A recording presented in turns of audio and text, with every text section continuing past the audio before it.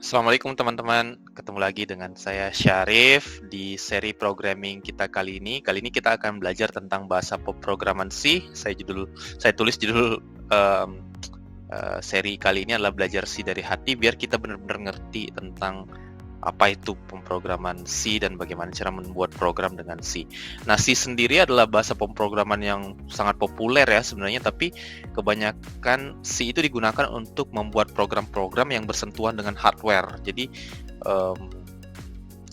dibandingkan bahasa pemrograman lainnya misalnya seperti JavaScript, TypeScript, atau misalnya Java, Swift yang digunakan untuk membuat program-program di level aplikasi. Jadi C ini jarang sekali digunakan untuk membuat aplikasi. Ada beberapa tapi jarang. Makanya saya lihat kayaknya tutorial atau misalnya pelajaran tentang sini udah mulai jarang dimunculkan karena dia jarang digunakan untuk membuat aplikasi. Tapi menurut saya ini sangat mengetahui dan mengerti ini sangat penting dan sangat berguna nanti, karena dibuat memang untuk mengendalikan hardware dan komputer. Nah, dengan mengerti teman-teman bisa mengerti cara kerja komputer itu seperti apa, dan nanti tuh menurut saya bakal lebih mudah buat teman-teman untuk belajar bahasa pemrograman yang lainnya kalau teman-teman ngerti konsep-konsep dasar C. Karena kebanyakan juga bahasa pemrograman yang lain itu banyak menggunakan atau mengambil sintaks-sintaks atau cara berpikir dari C, meskipun tentu selanjutnya dikembangkan oleh bahasa tersebut. Kita akan bahas 4 topik utama di seri kali ini. Yang pertama adalah sejarah. Kita belajar bentar aja tentang sejarah, sebenarnya kapan sih dibuat, segala macam kayak gitu ya. Selanjutnya kita bakal bahas sedikit tentang komputer. Nah, terutama cara komputer menjalankan program C. Nah, ini penting biar teman-teman ngerti nanti beberapa konsep seperti pointer dan volatile memory, volatile variable di C. Karena C ini memang dibuat untuk mengendalikan komputer ya pada awalnya. Nanti kita bahas di sejarahnya, sehingga ketika teman-teman mengerti cara kerja komputer secara umum aja nih, teman-teman bisa lebih mudah nanti mengerti tentang beberapa konsep di C.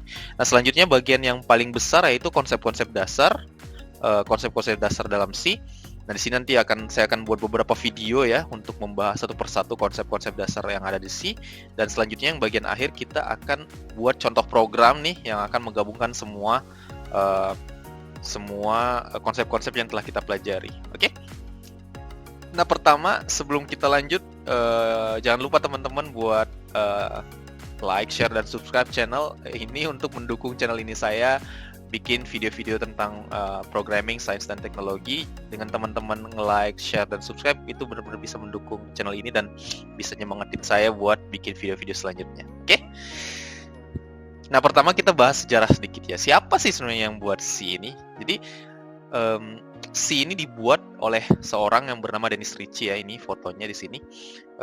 Beliau membuat C itu pada tahun 1972 di Bell Laboratory milik AT&T ya, sebuah perusahaan telekomunikasi di US. Jadi C ini awal-awalnya itu memang dikembangkan untuk membuat operating system Unix ya. Dan Unix ini sebelumnya dibuat oleh assembly. Nah, teman-teman kalau pernah dengar assembly itu apa, itulah bahasa pemrograman yang satu level lagi dengan bahasa pemrograman dengan machine code ya. Jadi dia itu sangat susah lah untuk dibuat. Terus dia machine specific, artinya artinya ketika teman-teman bikin program di assembly itu susah untuk suatu target hardware tertentu ya, itu susah untuk dijalankan di hardware yang lain tanpa diubah kayak gitu. Makanya sih dikembangkan, tujuannya adalah untuk membuat general purpose language untuk membuat operating system Unix ini. Nah, pada tahun 1978 tuh ada versi awal dari C yang disebut dengan KR versions dari nama Ritchie dan Kernighan.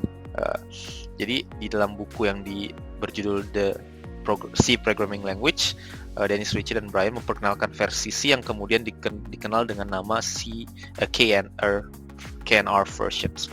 Selanjutnya pada 1983 ya, ini pertama kali ANSI adalah Badan Standarisasi Nasional membuat standar X3J11 yang kemudian menjadi standar untuk C di Unix. Nah, Standar ini disebut juga dengan C89. Nah, pada tahun 1990 standar ini diadopsi oleh ISO menjadi C90. Setelah itu ada banyak versi C ya selanjutnya, seperti C99, C11, dan C17. Kalau nggak salah yang terakhir tuh versi C17 kalau nggak salah. Nah, Linux sendiri, kalau teman-teman tahu, Linux itu adalah operating system yang sangat-sangat banyak digunakan ya. Misalnya Android itu berbasis Linux. Mungkin teman-teman pakai Linux di komputer teman-teman seperti Ubuntu, Fedora. Nah, dia itu dibuat dengan C dan dibuat dengan C versi C89. Nah, katanya dia bakal dimigrasi ke versi C11 dalam waktu dekat.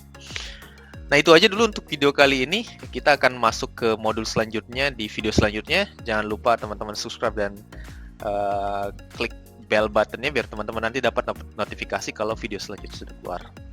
Sekian.